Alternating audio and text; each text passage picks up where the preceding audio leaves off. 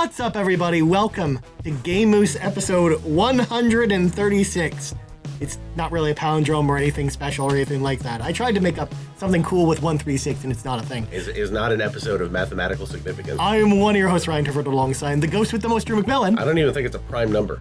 It's... yeah, you're right. No. Is 3 a prime number? I don't think so. No, 3. 1 is. No, 3 is a prime number. It can't be divided by... So the only one that's not is a 6. Yeah, I guess, sure. But 136 itself is not a prime number. I'm pretty sure you can divide 136. I mean, you're not wrong. By 2 evenly. It's just, it feels... Mathematicians, we 8, yes, 68. So the prime number, it ain't. It can only be divided by itself or 1. This is what happens when I go away for a week and then come back. I'm like, I don't even know how this show works. I don't know how to do this show, how to lead into it. Although... Speaking of this show segue, you can find the Game Moose podcast each and every week on game-moose.com and podcast services around the globe at Monday at noon Eastern Standard Time. Again, I'm getting used to actually saying the intro to the show again. I didn't rehearse or anything this morning. I should have rehearsed. You should have, yeah. I practiced, I rehearsed, and then still fucked it up. So excellent. I feel you. It's all good. Of course, I'm talking about my outing last week where I did the intro to the show. You had to be me last week. For the first time in 134 episodes. Someone else besides me had to do all this dumb stuff. The intro of the show, yeah. Of course, I want to thank, Drew and Bryn and Brock for of course, stepping up as I was away last week to do a very, very fun show. I'm sorry I couldn't be with you guys last week, but it sounds like Bryn was like the substitute me that we never thought we needed. Yeah. Bryn was a very different perspective on video games than the rest of us do, which is always great to hear. Yeah. Bryn likes to play Mario. Excellent. He really enjoys Splatoon 2. That was true. He did talk about Splatoon 2 a lot. Yeah, that's a weird game, man. So let's continue the intro. Now that we had a segue in the intro. God, it's gonna be. I'm already sensing this is gonna be a weird show. Yeah, that'll be good. Brock's not here today. Brock's not feeling well. Sorry, Brock. We love you. We miss you. I hope you get better soon. Yeah. Yeah. So again, you can find us on game-moose.com every Monday at noon Eastern Standard Time. Yes. On podcast services, including iTunes and Apple Podcasts. Apple Podcasts now. I'm going to keep calling it iTunes because I opened it in iTunes. Because I'm an old man. It's a hard habit to get rid of. Apple Podcasts, Google Play Podcasts, Spreaker, Player.fm. Not SoundCloud. Not SoundCloud. Not Spotify. Not Spotify. And a whole whack of others. RSS is available to the public. You can go to game-moose.com and listen to it on the web player. You can add it in any number of Android podcast apps like Dogcatcher or et cetera, et cetera, et cetera. Just go find us on all the things. However you want to listen to us, you listen to us. You can listen to us on YouTube. Now, if you, dear listener who's listening to this, if you like what we do. Did you just Harry Potter our audience a little bit? Dear listener. I've never seen that movie. Well, the books always start with... I've never read the books either. With Dear Reader, I think. Yeah, I don't know. I don't know enough about Harry Potter to get your reference. But if you like what we do... 10 points to Gryffindor. Fucking hate you so much right now. You can rate us on Apple Podcasts. Yes. I almost said iTunes, but I corrected myself. Yeah. You can write us a review. All that stuff really helps the metrics. Also, if you, for some reason, are listening to this on YouTube, because we also post the podcast there for you to listen to, like the video, subscribe to our channel so you know when all the podcasts are going on. Smash that bell, as Drew would say. Yeah, smash the bell. Smash the bell. Yeah. Okay, I will smash it. Wait, no, I've already smashed the bell. But you can smash it more if I keep doing this exaggeration with my hands. Yeah, you can clearly smash it more. YouTube is weird. We've said this many times before. If you just want to see our stuff every time we put out a new thing, if you hit the bell, it'll let you know. Yeah. If you hit subscribe, it'll make it easier for you to find us, but you don't necessarily always get a heads up. Especially if you're some of these people who have like 100 subscriptions on YouTube. I've got like 40 something in it. I'm in the weeds, man. It gets a little overwhelming. I need to go clean up my subscriptions, just focus on the stuff that I really want to ingest weekly or daily or whatever. Yeah. Well, yeah, I try and keep my YouTube subscriptions pretty minimum. I always make sure I actually prefer to like more channels than subscribing. Just because, again, like that way my subscription section of YouTube isn't like 200 videos per day. Right. It seems very annoying. Whereas I always like a video from like every time my channel releases it. So I feel like that goes a long way too. Sure. I don't know. Fucking the internet's weird, dude. I like YouTube a lot. Anyways, Before we get into the show proper, Drew, we got some housekeeping to get out of the way first. We do? Oh, yeah, we do. We have three. I have three things for housekeeping. Well, also, we have some things to promote. Yeah, well, that's part of this. So, Drew, tell me what's going on with Xbox Canada this week. This week. This weekend, next weekend. Well, this is on Monday, so it'll be this weekend. Yeah. Saturday, September 1st, Fan Expo. Get hyped. Live. I am streaming Destiny on the show floor at the Xbox booth and on Xbox Canada's Mixer channel. Mixer.com/Xbox Canada. Yeah. You can see me at 1 p.m. We're going to play. We're going to try to, I hope it all goes well. I hope there are no technical flubs or anything. We're going to try to play the preview for Gambit, which goes live right when we start. What happens if the server's down? Well, exactly. What do you do? Then we will have a problem. But we might have to go to our backup. I'm sure there's another game you can play. Yeah, well, I will play Doom if that's the case. Excellent. Yeah. Sweet. That sounds like fun. Yeah, it's going to be a blast. If you're not going to be a Fan Expo, watch us on Mixer and say what up, get in there, get into the stream and say hello. If you are on the floor at Fan Expo, come say hi. Give me a high five. Tell me if you like the show or whatever. Tell me about you can give Drew your list of grievances about the show if you want. Don't do that. But it's so fun. It's a busy day. Don't do that. But yeah, it'd be great to meet some people and so be around saying hi to folks. Our friend Sean Capri is in town for that. He's not going to be in there that day, but that's going to get us to topic 2. Yeah. So let's that's my natural segue. I did that on purpose. Oh well, thank you. Yeah. Thank you for that brilliant setup that I totally ruined. Next week's show is going to be a special one. We're recording it on Sunday. Sean Capri is physically going to be here in the studio with us to record in person for the second time ever. So get hyped for that. That if you want to know more about Sean Capri, twitch.tv/Sean Capri. We the Gamercast Sean Capri. Sean like the pants. Connery like... Never mind. I screwed up Sean's naming thing already. Go check that out. And last but not least, Drew, did you know that I live stream? Did you know that I'm doing this whole live streaming thing now and it's kind of cool? Yeah, I'm aware of you being live on the internet. You are on Twitch quite a bit. I am. I streamed 30 hours of World of Warcraft last week. It was not without some problems. There were some issues with both. WoW had some hiccups going into. Well, the fun fact is, the overall WoW's service was fine. The problem is the specific server I play on, Storm Rage, which has like all my characters on it, was down like all the time that week. Like it hasn't really gone down. It didn't go down at all this week. Is it like an overtly popular server or something? Like what's the deal? Well, it was like one of 5 that had the same problem. Not all of them were full servers. Okay. So it's not even that. Like my server is one of the more popular ones. Okay. But it's like some of the smaller ones had the same exact issue, and I guess they was on like a server shard because they have. If you've ever seen Blizzard's sort of big World of Warcraft server room, where they house all their servers for all their games. They have servers on what are called shards where they have like 5 different servers on the same sort of server in the same rack essentially. And like that rack, for example, probably went down. That's probably what happened. But that's okay. So still lots of content. Yeah, we talked about it last week. The archives are on YouTube. Yep. The main thing I wanted to promote about it though, there's more coming this week. So on Thursday, I will be streaming Guacamelee 2 at 8 p.m. Eastern Standard Time. I'm very excited for that game. You know that. Yeah. I love the first Guacamelee. Me too. I haven't played it yet. And sorry, I said Thursday. I meant Tuesday. You haven't played the first Guacamelee? No, I meant I haven't played Guacamelee 2 yet. Oh, okay, but I'm really excited to play it. It just came out last week. Yeah. But I purposely held off playing it because I knew I was going to stream it on Tuesday. So that's coming up on Tuesday. On Friday, I'll be streaming The Messenger, which is a new... Is it based on that Joan of Arc movie? If only. Oh. It does not star Mila Jovovich. It's basically an 8-bit/16-bit Ninja Gaiden style game that basically it's about a time traveling ninja.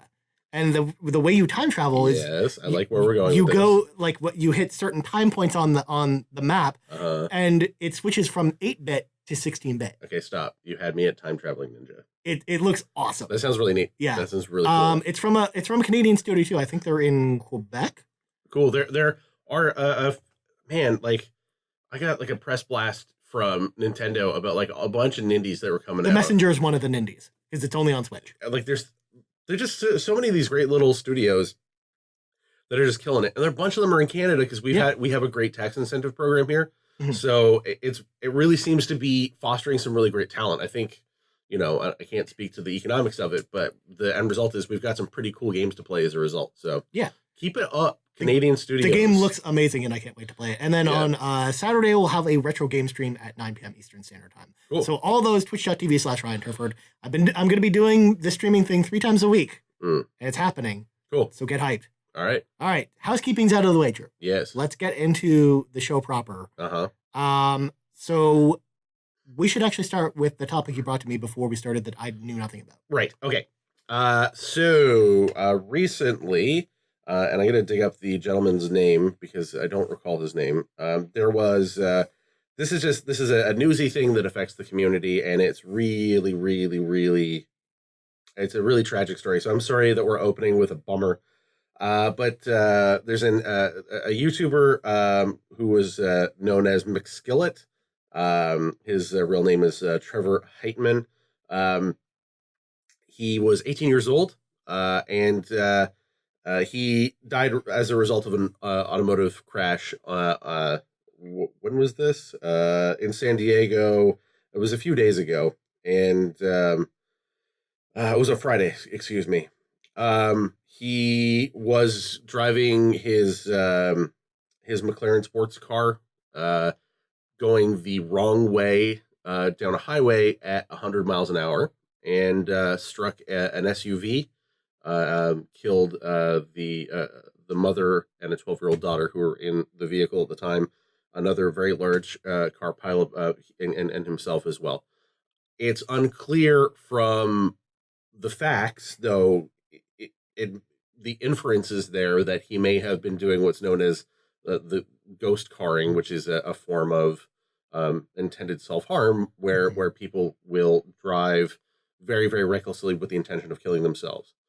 We don't know if this is the case or not because we don't have any. We don't have like a suicide note or anything. Or it might just be too soon after. Right. But. Either way, he either died of his own accord or his own recklessness because he was driving 100 miles an hour, which there's no place to legally do that on a public street in the United States, let alone on the wrong lane, and then into incoming traffic.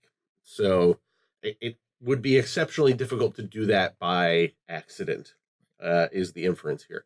But not all of the facts support that right now. Just we don't know. There may or may not be other information out there. The San Diego police have not announced if there is going to be any further investigation or not. And nothing else has come out of this. Jason Schreier is the only one who really sort of, in his headlines, seemed to put his finger on the issue where he said, "This popular YouTuber kills self, 2 others in fiery crash." Okay. That was Jason Schreier's headline on Friday. Polygon was posted something to the effect of, McSkillet dies in car crash, et cetera, et cetera, et cetera. Clearly he killed himself again, whether it was by accident, negligence, or with intention to inflict harm on himself. The unfortunate result is, regardless of any of those things, he hurt somebody else in the course of this as well. He killed 2 people and hurt a number of other people, both physically and financially. These people, were going to have to. There were a number of cars that were destroyed as a result of this. So it's just a horrible thing all around. All that to say, if you are feeling, if you're feeling feelings of depression or self-harm or any other kind of, if you're experiencing any other kind of like mental health challenges, the best thing to do is talk about this stuff. We've openly talked about our challenges. I've talked about my challenges with depression and anxiety. We've had Sean on the show, and he and I, we've talked about it sort of publicly on Twitter. This stuff really, the best antiseptic to this is sunlight. The more you talk about this stuff, the better it gets. The more, with being accepting and loving and caring. So, I'm not going to repeat the old line of like, call a suicide hotline or whatever. Yeah. Because that those things exist. There are crisis centers all around the world. I know in Canada, especially, we have some great like teen crisis centers and suicide crisis centers and so on. Those are all great resources for you to help. But more than that, if you're a person who knows a person who is not feeling well, who's talked about feelings of self-harm, talk to them, tell them that you're always there to have a conversation and to help them out, and be open and loving and caring to your friends and people in your community, because that's the real way that we can really help deal with this. So it really sucks. It's a really horrible thing. I feel awful for the families of the people affected. Both of the driver both the driver and the victims in the accident. So yeah, it's a real fucking bummer. And sorry to have to start off on kind of that note, but there it is. It's something that I imagine is probably pretty big in our community. I know that there are a lot of people that, for whatever reason, who find it difficult to get out of the house or whatever, that they use video games as a refuge, which I think is awesome. That people have something that they can escape from those feelings from. I don't think it's a bad thing, but yeah, that's all I have to say about that. Sorry. Okay. All right. Well, let's move on to more positive stuff, Drew. Let's talk about rumors. You always love rumors. I do. I very much love rumors. So we got a couple interesting Xbox rumors this week. Yeah. So I'm going to start with the story, and then we can sort of react to it. We have to say the Gamescom was this week. That's true. Well, that's the next topic after this. Yeah, I mean, that's some true. of these things came out or as a result of Gamescom, and then there's some formal announcements. None of these are actual formal announcements. We're going to get to the formal announcements with a giant fucking topic. That's our big topic this week is Gamescom. So, so according to multiple sources reporting to Windows Central, which is a website, it sounds like it is. Yeah, it could be a newspaper or a magazine. You don't know that. It sounds like Microsoft may soon be launching a subscription service to include Xbox Game Pass, Xbox Live, and an Xbox One S or X console. The service reportedly will cost $22 for an S and $35 for an X. This is payable over a 2-year contract that you would sign, kind of like a cell phone. Monthly. Yeah. Once the 2-year contract is over, though, you own the console. Yeah. Kind of like your cell phone. Yeah. This reportedly is going to be a U.S.-only service, but may expand around the world at a later date. Also, in other rumors, The Verge's Tom Warren is reporting that a new Xbox controller codenamed Washburn will be launching at $149 in October. Yeah, so new Elite. That's what it sounds like, for sure. Allegedly. Which is what we thought, because Microsoft had teased hardware and accessory announcements coming into Gamescom. Yeah, Gamescom, yeah. And that's what we thought going into it would be a new Elite controller, and one didn't get announced. We did get, because I didn't write these down for later, but we did get announcements that the Design Lab has some new options. Yeah. As well as I think that there's a new PUBG controller as well. Yeah. But I don't think they didn't really have any other announcements besides 8 console bundles.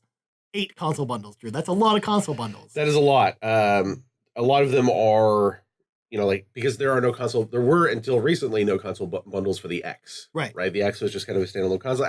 As these things happen, right? This is typically what happens is a new console comes out around Christmas time, bare bones console, full price. And then by this time, the following year, we start getting game bundles. We get the Madden bundle and shit like that. Right. It was sort of typical of these sort of things. Yeah. So we got those announcements. So what do you think about Xbox All Access, which is the service that we're hearing about? Do you think that's a good idea for Microsoft? Do you think it's sort of the future of video games? What do you think? The future of video games? It could be. You never know. This isn't the first time Microsoft has done this. Right.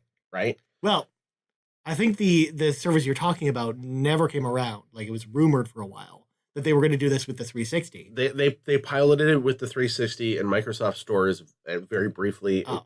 It was not, didn't last very long. Right. I don't know if it was a success or not, but it sort of follows with what we've been hearing for a long time, which is that both Sony and Microsoft Not Nintendo, Right. because not Nintendo doesn't follow this model. But They Sony, kind of do their own thing. yeah, Sony and Microsoft have allegedly for a long time wanted to shift to more of a quote unquote video games as service, like cell phone model. Right. Right. We've heard this over and over and over again that essentially it's going to be, they want their hardware to be more like an iPhone, where it's more about getting you into the store ecosystem. Right.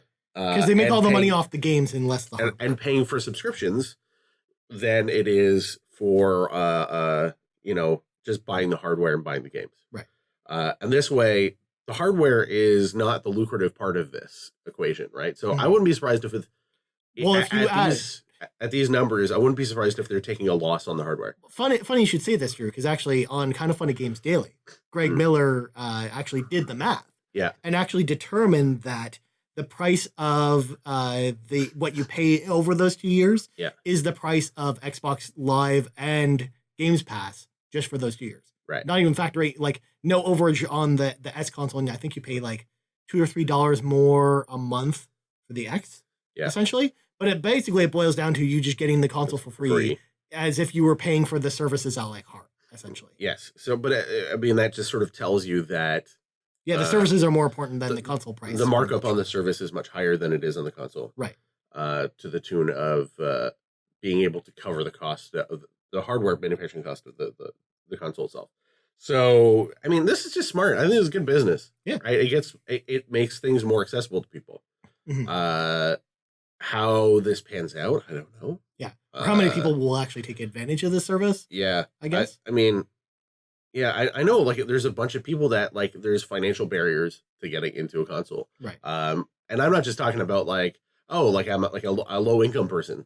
That's one of those people, but there are people like, I know, like, friends of ours who are colleagues of ours who are reasonably well paid, but have, like, large families. Right. If you've got like 4 kids, finances are tricky. Things are tight. Because you might just be able to afford the console, but what about buying games on a consistent basis? Or the other way around. It might be that, hey, I've got, like, in my sort of budget monthly, I've got like $100 is what when I budget, I call it fun money, right? Like, I've got $100 of, like, once a month after, like, having a certain amount of money set aside for savings and a certain amount of money set to pay debts and a certain side of set to pay, like, bills and groceries and stuff.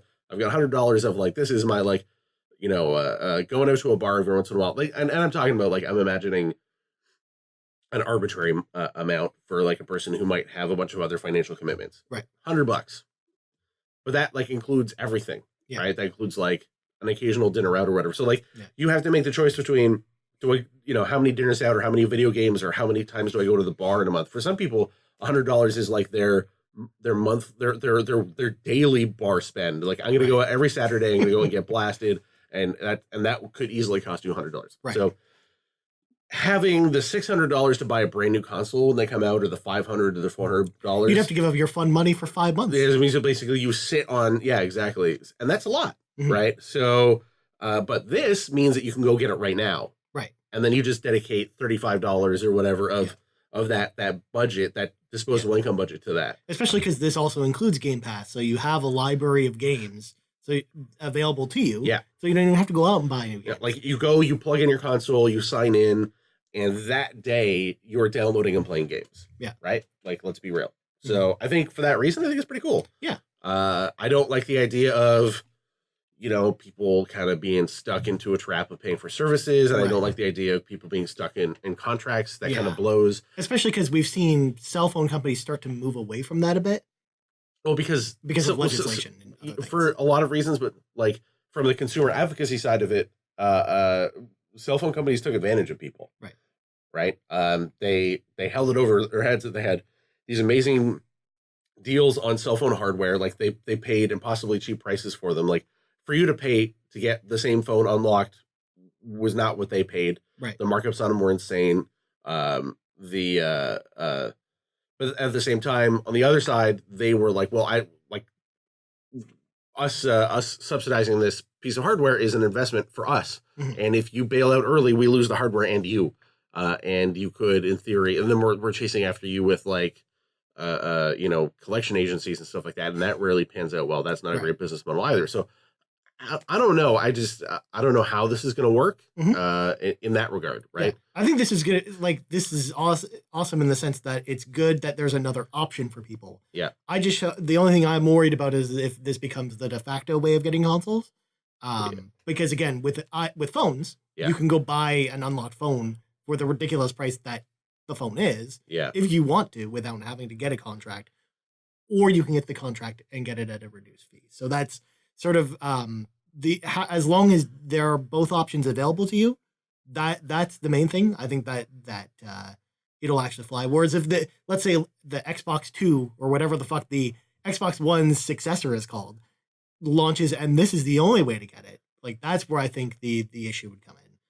Because again, like how many people really want to, like, especially if you can already afford it, why would you want to lock yourself into a contract like this? Yeah. Especially because like Games Pass and Gold, a lot of times you can get like the physical cards for those with codes on them for a lot cheaper than the default fee for those. Yeah. I mean, the other side of this too is that cell phones are again, if you're going to compare it to that model, cell phones are a necessary service, right? Like a cell phone and a cell phone number for people are a lifeline. So getting cut off from that lifeline is huge, and getting cut off from access to those companies is a big deal. So if you do something like sign up for a cell phone and then cancel it right away and fuck off with the phone, get it unlocked and then sell it, right? Do something that's dishonest like that. You are persona non grata to that company. You lost your telephone number, and you can never go back to them, right?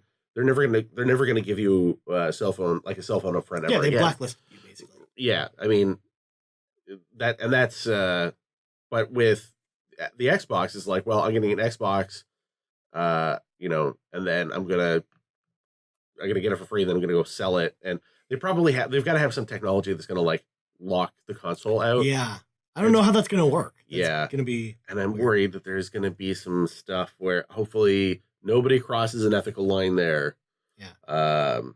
But yeah. Because you'll probably, because you'll have to have your credit card assigned to it and things like that. But then it's like, like how are they going to stop someone from selling the console? Yeah.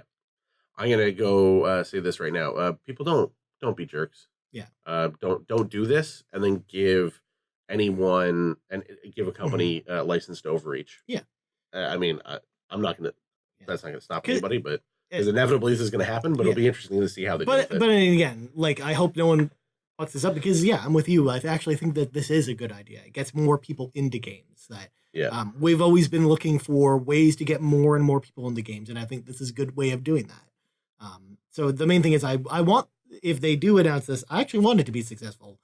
Yeah, my only concern is it being the only way to get consoles. But again, if Microsoft's a smart company, I know that. I feel it in my gut that they would never do it that way, especially because, again, in the cell phone sense, we haven't seen that happen either. Yeah. Where you have a phone that's exclusively, you have to get it through a contract. You can't get it any other way, I guess. Yeah. I mean, the N-Gage was kind of like that, Drew. But, I don't know too many other things that were like that. That's pretty much the end of the list. Now, Drew, real question before we get into the Gamescom stuff. How much do you miss the N-Gage? Like so much. Side talking was my life. It was like your favorite console. It was like the little taco that could. Yeah, it is it was the high point of video game consoles. It's all been downhill from there. Clearly. Yeah. Clearly. I mean, I wish we could get it back. Nokia, come on. Why don't we just go over to John Hancock's house, YouTuber John Hancock, because he has a complete N-Gage collection. Who owns Nokia now? Microsoft does. Microsoft. So Microsoft, here's what you're going to do. They own the N-Gage brand, Drew. Yeah. You're going to bring the N-Gage back, and it's going to be the new portable Xbox. Yeah. There you go. N-Gage 2. The N-Gage. The N-Gage X. Yeah. Excellent. No. The N-Gage 1X. Oh, but then they'll have another model, the light model, the N-Gage S. 1S. 1S. Yeah, it's got to have one in there. O-N-E. Well, no, we got to confuse people. That's what we do. Yeah, well. I mean, Microsoft went from Xbox to 360 to 1. Yeah. Who knows? Who knows where they go after this? I don't know what the next console is going to be called. That's why I was like, Xbox 2? Yeah. Maybe? Question mark? Who knows? I hope it's Xbox 2 TOO, right? What about Xbox 2E? Like Banjo-Kazooie? Yeah, that'd be good. Yeah. The Xbox as well. Ooh, the Xbox as well. I like that. Yeah. It's a good name. There we go. All right, so Drew, you ready for talk about Gamescom news? Let's get deep with Gamescom. Drew, I left a whole bunch of Gamescom news off. Oh. And there's still 2 pages of Gamescom news. So there was so much stuff announced at Gamescom this year. Here's the deal with Gamescom. I find anyway, rarely it's because it's so close to when shit comes out. It's more like just kind of like here's the little bits and pieces of things like that are coming. It's rarely anything really, really big. Right. This year, surprisingly though, a lot of big things coming out of this Gamescom. All right. Well, I was really surprised. Now again, talk about it. A lot of release dates. We actually have a pretty good idea now of what 2019 is starting to look like as far as release dates go. Wowzers. Which is pretty cool. So first, and now I roped in a couple stories that happened around Gamescom, just so we can talk about them, and we can sort of go into as much or as little details about this. We're not going to run through this like we would normally run through a giant list of news stories. Yeah. Because we want to talk about some of this stuff. I just didn't have enough time to make like 20 topics for this. So the first one, Brock, of course, very sad about this, as well as you, Drew. Spyro Reignited Trilogy has been delayed. Yeah, that's what a bummer. It was delayed from September 21st to November 13th. Okay, fuck that game. Moving on. Oh, jeez. All right. This next story makes me really sad. Bloodstained Ritual of the Night has been delayed until 2019. That sucks. The Vita version has been canceled for this game. That really sucks. It does really suck, because I was really excited to play this on Vita. The main reason why, Iga said, was because that Sony is no longer supporting the Vita version, and basically, like, by the time this game comes out, they will no longer be manufacturing Vita cards. Yeah. So they won't even be able to fulfill the Kickstarter pledges anyways. That's fucked. So they by the time this comes out, there's no way for us to fulfill this. Yeah. So it's really sad what's happening to the Vita. I still think it's a decent console. Legacy console, as one would say. Yeah. As still collecting dust in a drawer. Yeah. Bloodstained, that being said, I'm still really excited about it. I really hope it comes out next year, though. Yeah, me too. Because I've been saying that the last 3 years, hoping this game would eventually come out. But again, like the main thing is I want this game to be good. Well, and if it needs to come out next year to make it good, then all the power to it. I just don't want it to be another Mighty Number 9. I mean, that's the worst case scenario here, right? And it can't be that. Yeah. And again, I didn't play the E3 demo, but I heard a lot of really good things about it as well. Cool. So I'm still really excited about it, but yeah, it's hard to get excited for a game that is perpetually delayed, I guess. Yeah. Next up, this was hashtag Ryan was right, by the way. Oh, yeah. Blizzard have announced that Diablo 3 will be coming to Switch sometime in 2018. Yeah, we know this. Yeah, we said this. Like even when they denied it, I'm like, no, it's happening. Like that was the thrust of our conversation. What, like 4 back months in ago? January when we did our predictions. When I said Diablo 3 is definitely coming to Switch this year. And then they even denied it, and we were like, no, this is happening. Yeah, I mean it's too good of an idea. Yeah, it's too good of an idea. Also, it was leaked by the Australian ratings board or something, right? Like, yeah, but that was like a month ago. Yeah, I know. But even at that, like, they're always right. They also had that tease with the Diablo like switch, the light switch, that they claimed. Oh no, that was just coincidental. Yeah, I'm sure it was. So just some details. This is the Eternal edition of the game, which includes the Reaper of Souls expansion as well as the Rise of the Necromancer DLC. So you basically get everything. There's also Switch exclusive transmog armor for your characters, including the ability to play as Ganondorf. Yes, and as well as other Zelda themed enemies and cosmetic things that we don't know too much about. Okay, but yeah, I'm excited. It looked great on Switch, and it's the perfect Switch game. Well, what's your favorite Zelda enemy that you hope makes an appearance in this? Wow, I mean, like a Chew Jelly, maybe. Yeah, well, or a Bokoblin or something. Bokoblins? What? I don't know, man. It's better than the clickers that they had in the PS3 version of Diablo 3. Right. Because they had a big Last of Us crossover for some reason, and it was weird. That doesn't make any sense. No. All right, next one. Yeah. You know, you get really nerdy with this announcement, Drew. Gung Ho Games. You may not have ever heard of these people. Nope. These guys have acquired a bunch of studios that I really like. But they announced during Gamescom that Grandia 1 and 2 are getting HD remasters and are coming to Switch and PC at some point. There's no planned release information. They already did Grandia 2 on Steam already. But then both of them are coming to the Switch. Did you ever play Grandia? Or have you ever heard of Grandia? I did on the PS1. Yeah. What do you think? I like Grandia. Yeah, I really like that game too. Yeah. I remember renting it a few times back in my hometown, and yeah, I remember having a lot of fun with it. I think it's a underrated RPG. You ready? Ready for this? Yeah. It's my favorite JRPG on the PlayStation 1. Even better than Final Fantasy VII? Boom. Actually, Drew, Final Fantasy VI is on the PS1. Well, there's a port. That's not, you know what It's the same game, though. It's a port. I'm talking about like release. Okay. Original PS1 game. Yeah. Okay, your favorite original PS1 RPG. There you go. Yeah. I really, because it felt more like a JRPG than a lot of the other stuff that was coming out. When Square was doing a lot of like real weird. Well, yeah, Grandia 1 was a very traditional JRPG, like a turn-based, like Final Fantasy, old school Final Fantasy, like 16-bit style game, which I loved. It was like, yes, finally. The main reason I really like Grandia as well is it reminded me of another RPG I really love, which you already know about, Lunar, the Silver Star. Lunar, the Silver Star, because they're made by the same company. Because they're made by Game Arts. They certainly are reminiscent of one another. The reason why Gung Ho Games is on my radar is they own Game Arts Studios. So they own all those IPs, including Lunar and a bunch of other RPGs.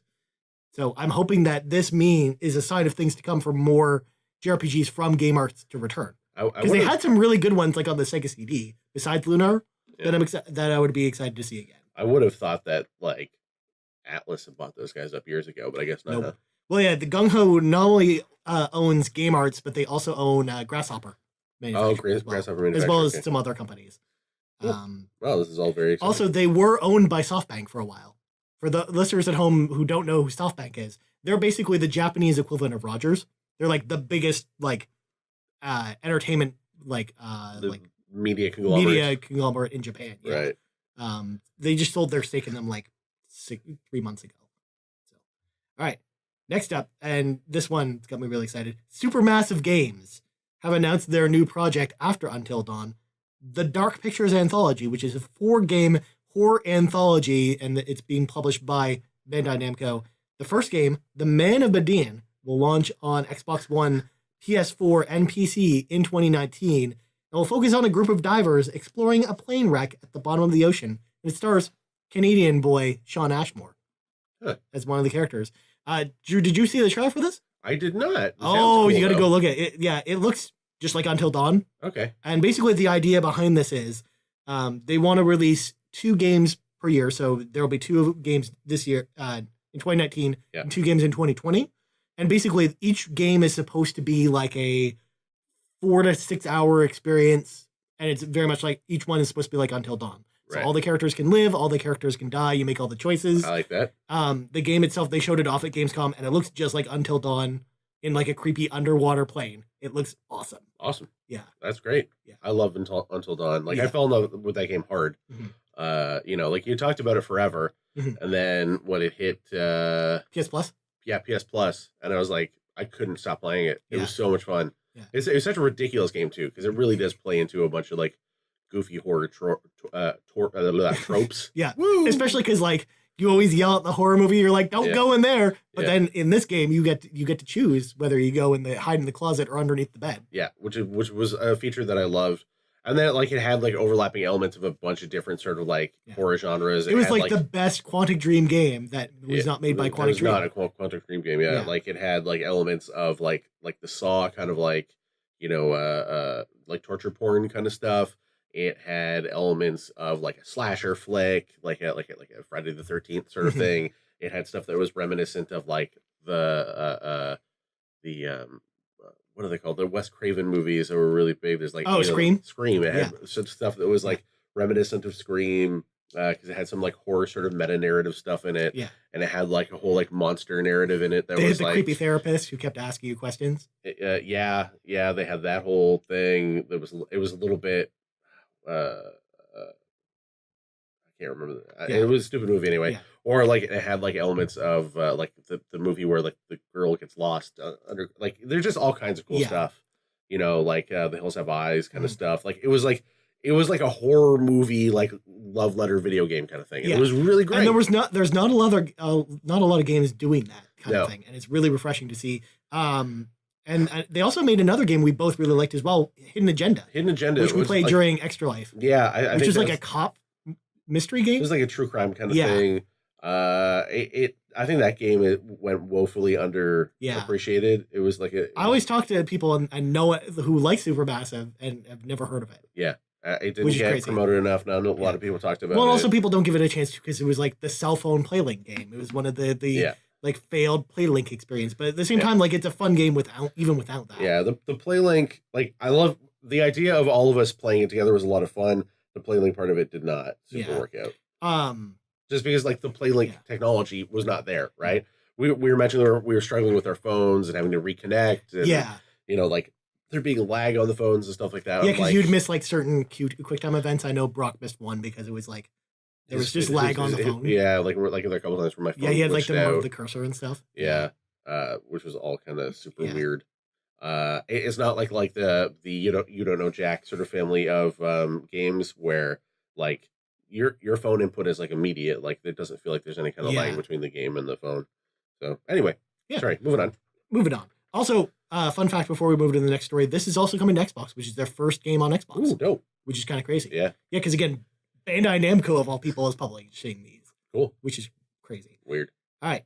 Next up, release dates, because we're going to get a whole bunch of these. Capcom have announced the release date for Devil May Cry 5. Yeah. It's coming on March 8th, 2019. Okay. Like a week and a half after the week of all weeks, February 22nd. Right.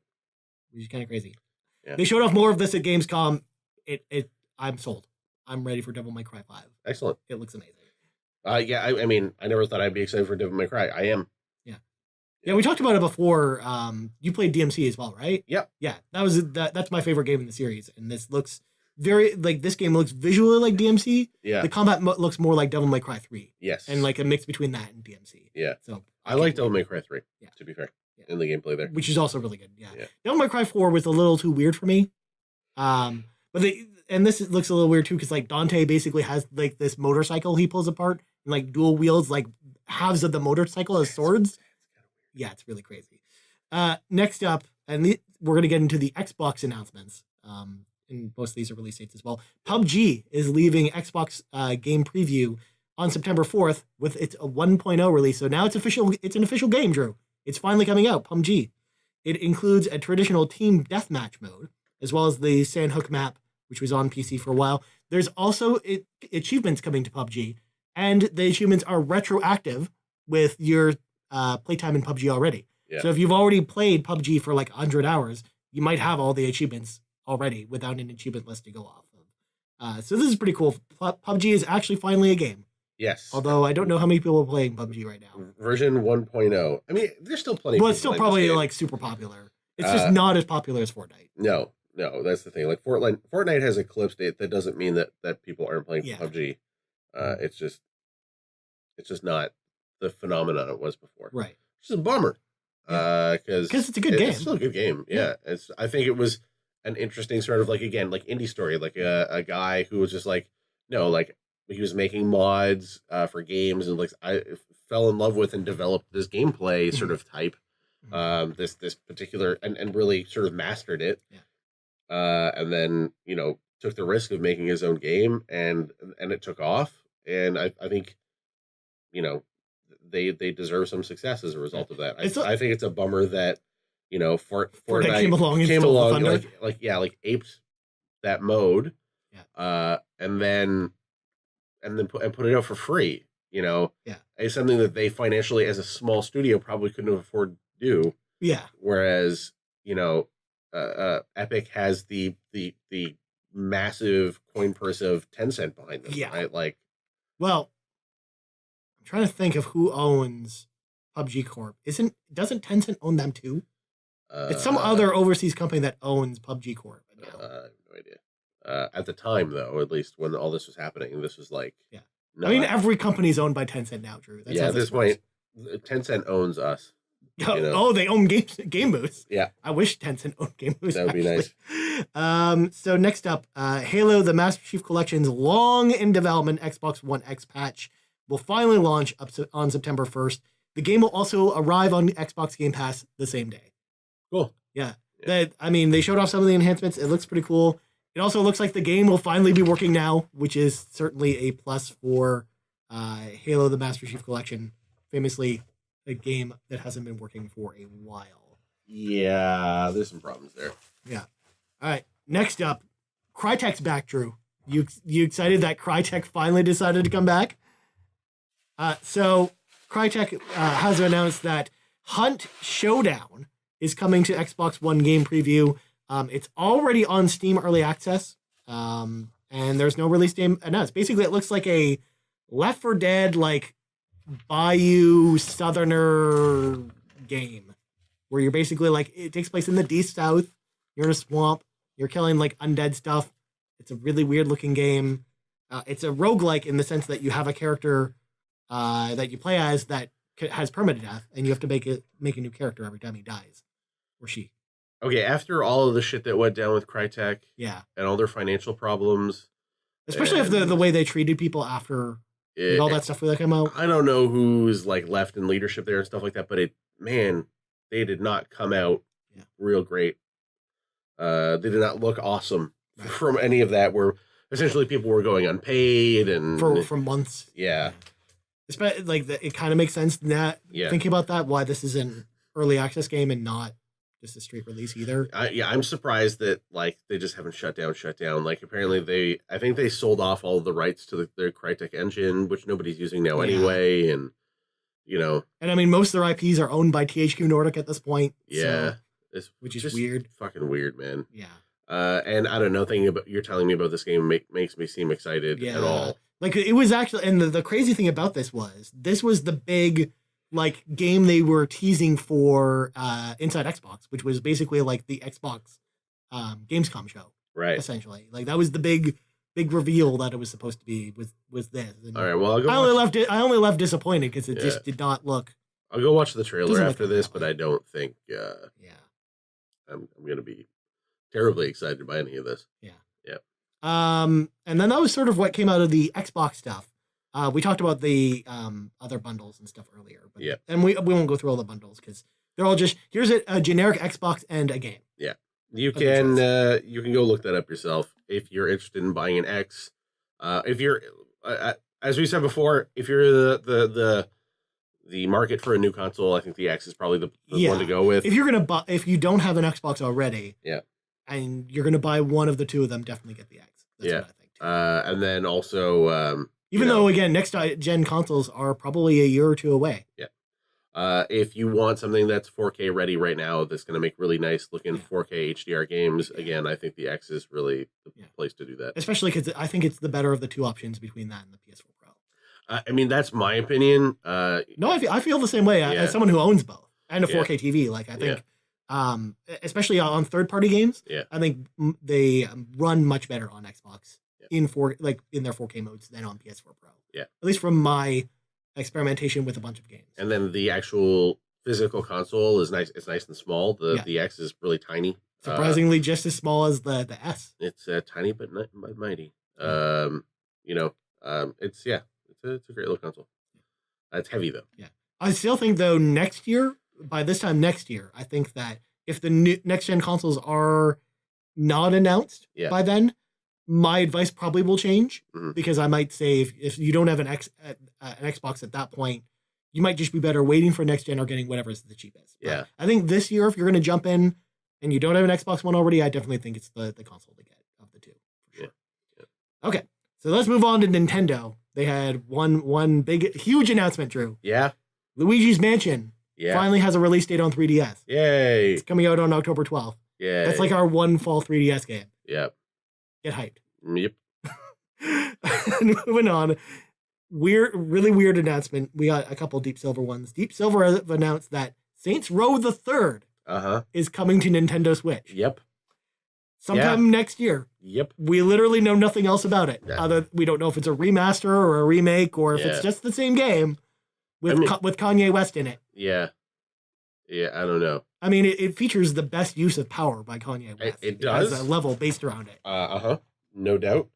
I feel like they could have been a little bit cooler and included 3 and 4 together. Yeah. Because they're essentially 4 is basically... They're kind of the same game. They run in the same engine. 4 was originally intended to be DLC for 3. Yeah. Well, it started out that way and then expanded to be... It was originally called Enter the Dominatrix. Yeah. Well, actually, they eventually released the Enter the Dominatrix DLC for Saints Row 4 as eventually. as DLC for that game. Yeah. Yeah. Yeah.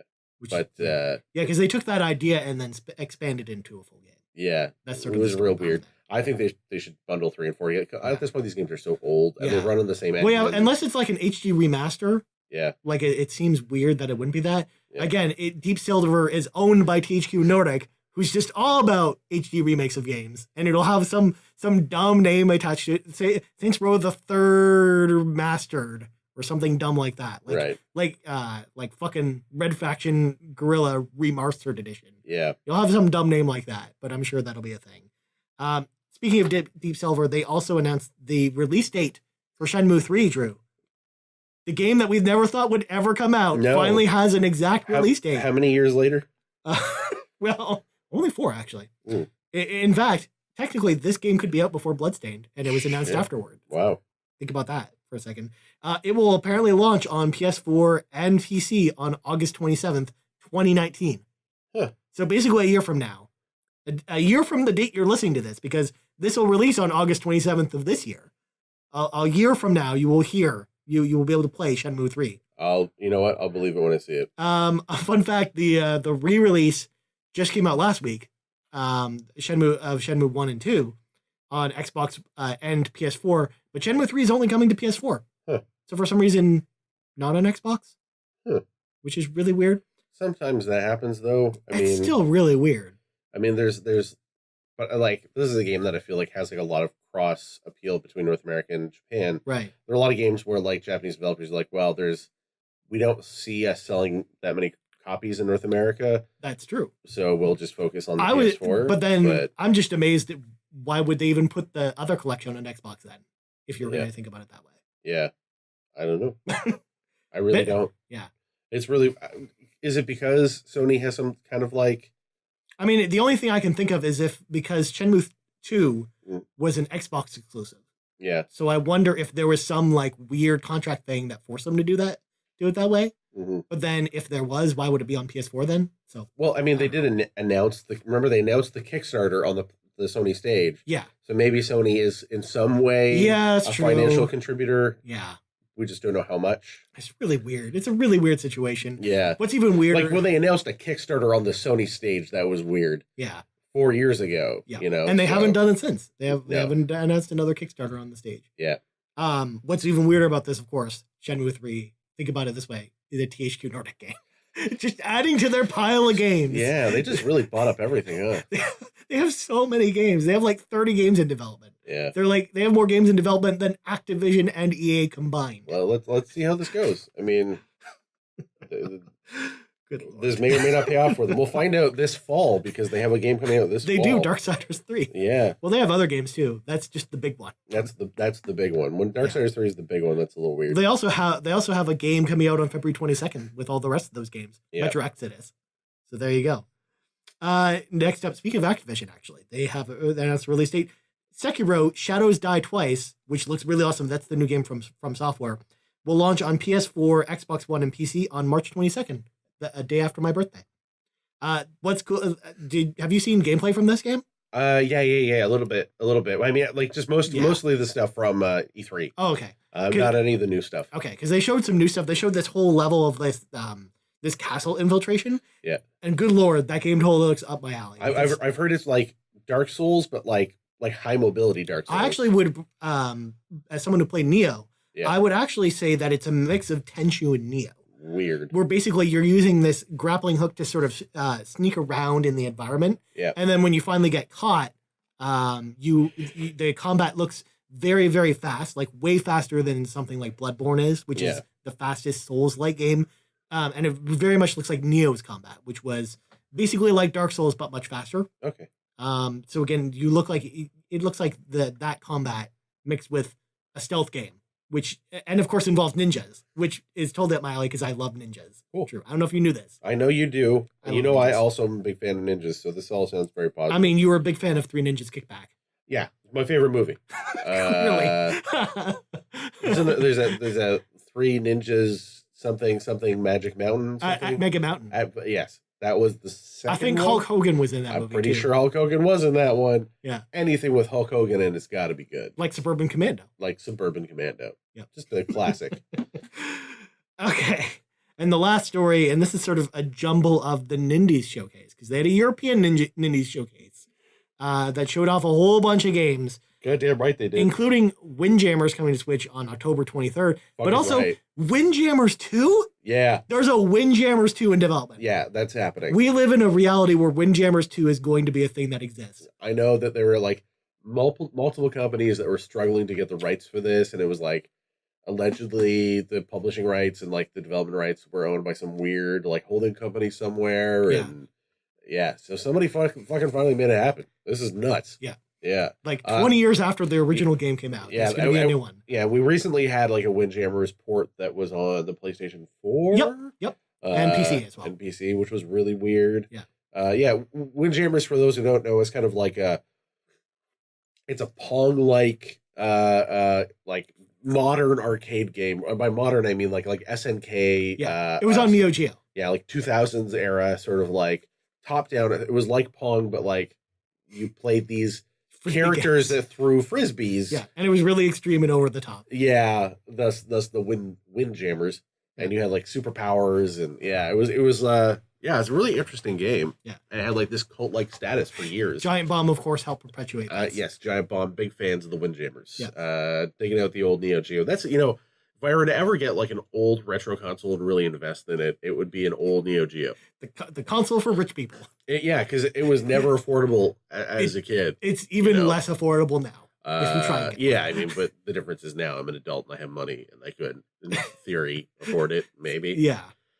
It's like the weird thing about that is $2,000. Yeah, the hardware is the consoles aren't that hard to come by, but the cartridges for the at-home console are really rare. Because you have the at-home cartridges. You can also hook up like the arcade cabinet like boards as well to it. Yeah, because essentially the arcade cabinets, not a lot of people know this, arcade cabinets are basically like home console systems in that you had a motherboard kind of thing that was like the system, right? And then the games slotted into them like big cartridges, but they just look like big like silicon boards because they're all inside the cabinet.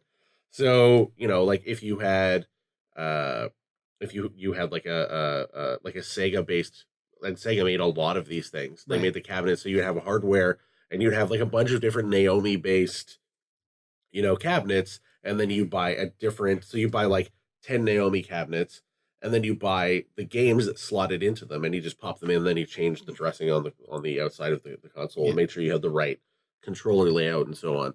So Neo Geo you could do that as well, and I think they were really the first ones to really do it sort of modularly like that. Yeah, or at least in the sense where you'd be able to not only modular the cabinet, but also in a home sense as well. Yes, so they translated that technology to the home, and essentially it's a parody. Like what's the home console and the arcade hardware was almost exactly the same. There were just some like superficial differences, which is what made it pretty amazing that you could go home and play the exact arcade experience on the home console. Because at that time you couldn't do that. No, like because a lot of the consoles were underpowered for what the arcades were doing. Right. That's what made it super exciting. And what's really sort of common these days is to have a home Neo Geo console and have like an adapter card that lets you put the arcade boards right into it. That's the cheaper option. Yes, that is the cheaper option. Yeah. But a lot of people see that as quote unquote cheating. And there are some like technical complications with doing that as well. It's not straightforward. Yeah. And then like things like the batteries are dying out on those things. So like this, they're not going to saves last and so it's really cool. I'm glad that there's some people that are doing the work to get these games out again, because otherwise they're so rare and so hard to find. Now, if you're interested in learning more about Neo Geo collecting, actually, I'm going to actually mention for the second time, YouTuber John Hancock teamed up with YouTuber Metal Jesus Rocks, and they did a bunch of videos about Neo Geo collecting and what to look for, what the prices are, and things like that. So I encourage you guys to go check that out if you're interested in looking up how to basically do Neo Geo stuff at home. Yeah. So the other thing, getting back to the Nindy Showcase, they announced a bunch of smaller release dates again. They announced like 30 games. I'm not going to go through all of them all. But the other main highlight I wanted to touch on, though, from a game that we taught was the winner of our best HD remaster last year. Yeah. It's one of the other games in the series is also being remastered. So Monster Boy and the Cursed Kingdom is coming to Nintendo Switch later this year, and it's coming out on November 6th, Cool. which is really exciting because that was basically the sequel to Wonder Boy 3: The Dragon's Trap, which was an awesome game. Yeah.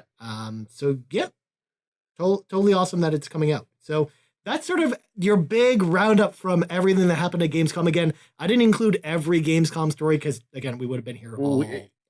The shows can only be so long, folks. Yeah. But we got to see some really cool games at the show. Like, there's a lot of new gameplay features for a lot of games coming out next year. I'm not going to lie. None of the stuff I'm hearing at Gamescom, nothing's really got me revved up. Right.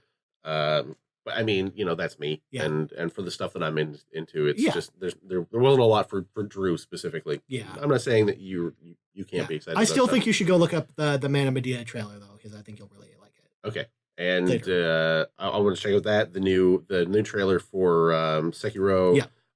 The trailer for that Crisis game. That sounds really weird. Yeah. Oh, Hunt Showdown. Yeah, I gotta know what that is. Yeah. It looks really weird. It sounds really corny. Sounds like Bayou Billy. I don't know. Yeah. Remember Bayou Billy? I remember Bayou Billy. Make another Bayou Billy game, just for the hell. You know why there will never be another Bayou Billy game? No Zapper. No, because it's owned by Konami. Oh, yeah. We'll get a pachinko machine. Don't worry. Excellent. I'm sure there already is one, probably. Yeah. Like Jackal. We'll never see another Jackal either. No. Because that's also owned by Konami. Oh, what a world. Yeah. All right, Drew. Before we go, what have you been playing? You know the answer to that question. So not Destiny 2? I'm on that grind. You're that excited for Gotta get on that grind. We're like the same person because even though I'm not addicted to Destiny, we're like the same person. That's all we're playing. Yeah. It's games as a service games. Games as a service. Yeah, I'm really excited about Forsaken, man. Yeah. I'm really pumped. But the more you get excited about it, the more of the possibility of you being let down by it happens.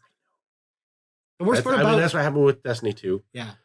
It sounds like there's going to be some stuff that happens in this game that story-wise is significant. Yeah. Well, I mean, it is like the major expansion. There's some big hints of some big reveals in this game. That again, if they don't happen, I'll be real bummed out. Like I thought maybe we'd hear a little bit about the Deepstone Crypt in Warmind. We didn't. And I think there might be some stuff with an Ahamkara in Forsaken, which would be a big deal for like Destiny like story nerds like me. If we don't, I'll be real sad. The whole story sequence leading up to and all the stuff about sort of like Cade's death.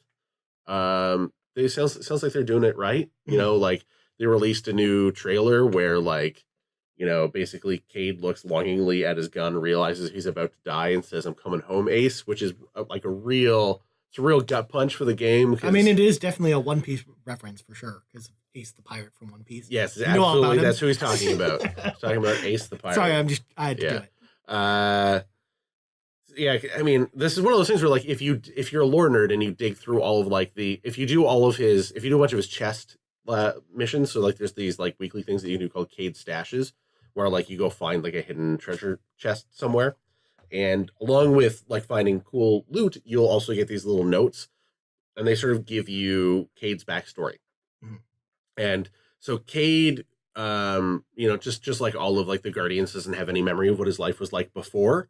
But even at that, he's also he's also an Exo, and Exos as part of becoming an Exo, they had a lot of them had their memories wiped, or had portions of them erased. They don't want them to know who they were before they were machines. Yeah, and so they've a lot of them have found or he has anyway, and you're not supposed to like research who you were before, but like when he became a Guardian, he had like notes from someone named Ace, and he sort of like was researching his past, which is a no-no for Guardians, and realized that like at some point he had a family, had a kid named Ace, or who he had nicknamed Ace. And at one point, while they were still alive, he had to sort of like give them up as part of like the war effort to go become an Exo. So it's all real sad. So basically he's saying, because he knows that like, if he ever did regain any of those memories or find out who Ace was, if Ace was alive, Ace would have no memory of him, and he would have no memory of Ace. Well, so you can walk up to him and be like, "Oh, hey, hi, Ace," and you wouldn't recognize him or anything. Yeah, he's a robot. Yeah. And there's some like hints that like some people believe that Ace might be Anna Bray, and there's all this weird stuff. But yeah, so like the whole notion of him like saying "I'm coming home" is like him sort of like accepting that he's dead. Right. which is real sad. So yeah, they're really doing it. They found a way to make it sadder, even though you already know he's going to die. Yeah. So they're doing a good job of like punching up the story. I think that's what I think. Yeah. Cool. Yeah. You already know what I was playing. Yeah. I mean, to be fair, I have 3 level 120s in World of Warcraft Battle for Azeroth. Wow. Well, I mean, it only takes like 10 to 15 hours to get to level from 110 to 120, which is like the previous level cap to the new level cap. But I won't go into it too much of it now. Number 1, because we're running short on time. But number 2, because I'll have not 1, but 2 reviews for everyone at home this week. So on Monday, when you're listening to this, in the evening, I will have my World of Warcraft Battle for Azeroth launch review will be up on the site, so game-moose.com. It will go over the dungeons. It will go over the leveling experience for both the Alliance and the Horde. Because yes, I leveled an Alliance character and a Horde character just so I could talk about it. Cool. We're also going to talk about PvP. What's your Horde character? My Horde character is an Orc Shaman. An Orc Shaman? An Orc Shaman. That's not where I thought you were going to go with that. Well, it's because it's like the Horde can be all kinds of shamans, but that's clearly the best one based on racial. I was like troll maybe though. Trolls are cool, but Orc Shaman have the best racials for enhancement, which is my favorite spec for shamans. Interesting. Yeah. And Shaman had for a very long time been a Horde only class. Right. And well, it wasn't for a long time. It was really just for for just vanilla. Right. Because when Burning Crusade came out, that's when they introduced the Draenei, which could be shamans on the Alliance side, but also Paladins. The Blood Elves could be the Paladins on the Horde side. Yeah. Because again, they basically are like the Horde versions of Paladins. When they are a combat like healer kind of like hybrid. They're a healer. The best way to think about them is they're basically combat mages. Yeah. They're like mage warriors. Yeah. Whereas Paladins are very much like priest fighters. Yeah. So it kind of works that way. So we'll be talking about the leveling experience, the dungeons, how long it takes to level, because there's a bit of an issue with that, and then what to do at endgame right now, because at this point there isn't a lot to do at endgame, which is why I'm leveling characters. No, because the raids and Mythic Plus and stuff don't open until like 2 more weeks from now. So a lot, but I didn't want to wait that long. Number 1, to give my consensus on the expansion, but number 2, because we'll actually be revisiting it with a later review when patch 8.1 comes out. So I'll be talking about more of that then. And then the other review I've got coming this week, which is what I've been playing as well. I mentioned it a few weeks ago on the show. It finally came in this week. The GameCube HDMI adapter came in this week. So I've been capturing footage of that, comparison videos between composite and HDMI on my GameCube. Cool. So look for that later this week. It's going to take me a little bit longer to make that, just because it's going to be a video, primarily video review. Right. So that I can show you, hey, this is what it looks like when you don't use this, and this is what it looks like when you do use this. What? All right. You know, I don't want to spoil it. I'll watch your video. Watch it. You let me know. Yeah. I'll watch your video. I mean, as someone who loves the GameCube and plays it all the time, it's I'm glad that I have it at least to play around with, because it encourages me to play more GameCube, because I love the GameCube. It's so does this open the door for more GameCube experiences at the Turford household there? Yes, excellent, very much so. Excellent.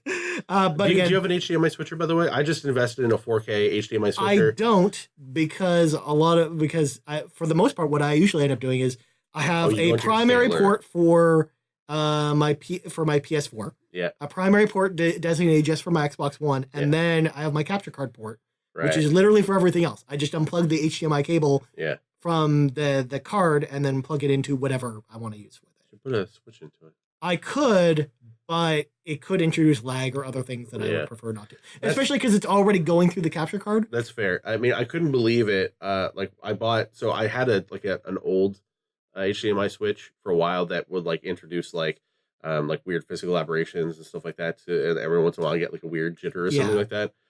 I just recently dropped the money on buying a brand new 4K switcher because I couldn't believe how cheap they were. So it's like, it's a 5-to-1. So it's like, it's a 5 in, 1 out. Right. I bought it on like Amazon just on a whim because it was like $25 or something. The thing is like the size of a pack of cards. Yeah, they all are pretty tiny. They're tiny. It's tiny. Yeah. It's 4K UHD compliant, HDR compliant, and it is like it's crystal clear. It just blew my mind. Yeah. I didn't think that we were at that point with HDMI. Oh yeah, for sure. Stuff. I mean, again, the only reason I don't use a switcher like that is because, again, number one, I'm already going through another source to get to my TV. Yeah. So it makes less sense for me to use one. But also because I'm already getting up to change cartridges and stuff anyways. So like, why not just change the cable? It takes 2 seconds. The only thing I'd say about that is HDMI cables are prone to wearing out. Right. They don't like to be pulled in and out a lot, but you have to make some. You have to make some compromises. Yeah. In these. Well, setups, if I have to replace that cable once a year, it's fine. There you go. Yeah. There The cables, HDMI cables are dirt cheap these days. Exactly. It's not like the good old days where you have to go to. Yeah. You go to. Remember Future Shop? You go there and just get skinned alive. You $60 for those monster ones. Yeah, and 2 kidneys. Gold plated. Yeah. They had the best transfer speed, Drew. Yeah, the markup on those was unreasonable. Yeah. I can as someone who knows someone who worked at Future Shop, they're like, yeah, like the cost, because they got like cables at cost, and the cost for those things was like $5. Yeah. And they'd sell them for like 60. Like the markups on them were insane. Yeah. So that being said, for getting back to what we're playing, be ready for us to talk about new games next week, because the fall game season's kicking off, and I'll probably talk about Guacamelee 2 and some other stuff next week. Yeah. And Messenger for sure. I will be talking about Forsaken a lot. Coming up. Next week. Doesn't that come out the same day as Spider-Man though? Comes out on the 4th, yeah. What's wrong with those people? Yeah. I mean, it's going to be a hell of a week. Yeah. And then, every single week there will be a new game to talk about, because I'll like, well, Rise of the Tomb Raider, Shadow of the Tomb Raider, as well as some other games the next week after that, and then Mega Man 11 and Valkyria Chronicles, and it just doesn't end. Assassin's Creed Odyssey and Forza, which I know you'll be playing that week, because I'll be playing Assassin's Creed that week probably. Oh, okay. I don't know. We talked about this at E3 where you're like, I was like, man, Assassin's Creed, I'll never play Forza because it's coming out the same week. And you're like, I'll be playing Forza instead then. Yeah. I'm not excited to play Assassin's Creed. I don't know why. I'm really excited about that game. The bug hasn't bit me. You know why I'm excited about that though? Why? Because everything I see about that game makes it look more and more like Mass Effect. And I'm really ready for that. All right. I will review Forza and you will review. Get on the horn with our friends at Ubi. Yeah. Make sure you talk to them. I'll be like, man, I already have the collector's edition coming, but can you send me an early one to go along with it? It would be great if we get a review copy of that game, because that's one of those games we'd like to have out day to day. I'm going to talk to Microsoft about Forza. Yeah. We'll make that happen. Sadly, we don't. There's no early copies of Destiny 2. I mean, people have played the previews. Well, even if you got an early copy, the server wouldn't be open anyways. Yeah. People have played, especially a lot of people played a lot of Gambit. Yeah. So, yeah. Anyway, moving on. Anyways, let's just run through the new releases real quick, and then let's get out of here. So, games come out this week include Yakuza Kiwami 2, because there's a fucking Yakuza game every 2 weeks, I swear. Yep. Literally the last time I was here, there was a Yakuza game, and then the week before that, there was another Yakuza game. They're still good games. I know, but it's too much, man. It's too much. Far Cry 5 Deadlifting Zombies DLC is out this week, which actually looks kind of cool. And I did play the Far Cry 5 DLC, the last 2 packs, and liked them. So I'm interested to see how this one plays out. Firewall 0 Hour, which is the big PSVR release for the year, comes out this week. Pro Evolution Soccer 19 comes out this week. Yeah, PS. From our friends at Konami. Yeah. It's like one of the 2 Konami games that comes out this year. They actually put out. Because it was that and Survive. Metal Gear Survive. Those are their 2 games this year. Yeah, PES is a license to print money, though. Yeah. So. The Messenger comes to Switch on Thursday. Check that out. Jovovich game. Monster Hunter Generations Ultimate comes to Switch this week. A lot of people are really excited about that because it's Monster Hunter on Switch. Why not? Naruto to Boruto Shinobi Striker out this week. And last but not least, Divinity Original Sin 2 Definitive Edition comes to consoles this week. It was in early access on Xbox, but now it's officially launching this week on both platforms. And that's going to do it for this show. So before we go, Drew, plugs go. I'm at D McMillan Twitter. Mm-hmm. Come to Fan Expo and say hello to Drew. Say hello to me. Saturday the 1st. I'll be in a little bit early. I'll be streaming. I don't know how long I'm streaming for. Probably a couple hours, and then I'll be hitting the show floor. You'll see me because I'll be wearing a Destiny T-shirt. That's how you'll know it's me. I'm sure you won't be the only one there wearing a Destiny T-shirt. Everybody you see with Destiny T-shirt is Drew, and go walk over and say, "Hey, Drew, what up? Good to see you." So that woman with her kids that's wearing the Destiny shirt, That's Drew. That's right? Drew. 100%. I love your work on Game Boost. Yeah. Just The saying. kids are like, "What, Mommy? What's this strange person talking to you?" Yeah, come give me a high five and talk about video games. It'll be fun. I'm gonna walk around and I see some of my friends. My friends Steve and Lindsay. They run a booth at Fan Expo and have for years, so I'll go see them. And sadly, Cybertronic's not going to be at the show this year. They're at Dragon Con. They've been at every Fan Expo for the last few years, but they had a great opportunity to go play Dragon Con. So Just blame Megashawn. It's all his fault. Yeah, no, 100% is. They're big time in us. They're like, yeah, the Dragon Con's where we're at. But they like Dragon. To be fair, it's Dragon Con. It's got dragons. Yeah, Dragon Con is like the big cosplay show. Also, that's sort of the reality. It's really weird too because I think this is one of the first weekends where Fan Expo is the same weekend as PAX. The PAX West. No, PAX West. Yeah. Oh yeah. No, I mean, it's weird that those things overlap, but yeah. PAX West kind of threw a monkey. But I know a lot of people going to PAX this year. PAX West? Yeah. Really? Yeah. Okay. Or maybe is it PAX West or is it PAX South? No, it's in Seattle. Okay, so that's PAX Prime, PAX West. So it is PAX Prime. Yeah. Do the guys at Penny Arcade even own that thing anymore? I don't know. I'm sure I'm sure that they probably own it, and then other people organize it. Yeah. Well, yeah, definitely other people organize. I mean, they basically just probably get like a check cut. They get a piece of the door, huh? Yeah. Piece of the action. All right, cool. Yeah. So check Drew out at Fan Expo. Yeah. And again, yell at Sean Cabri on Twitter and give him all the questions you want him to ask us next week. Absolutely. Brock, you can find him on Twitter at Brock McLaughlin or McLaughlin, as he says sometimes. Indeed. RockstarGaming.com is his website. And last but not least, you can find me on Twitter at Ryan Turford. That's TURFORD. You can also find Game Moose on Twitter, game_moose_cast. On Facebook at facebook.com/Game Moose Podcast. You can also find us on podcast services around the globe. Game-moose.com is our website with all the cool things and stuff. Yes. Anyways, for Drew McMillan, I'm Ryan Turford. This has been episode 136 of the Game Moose Podcast, and we're out.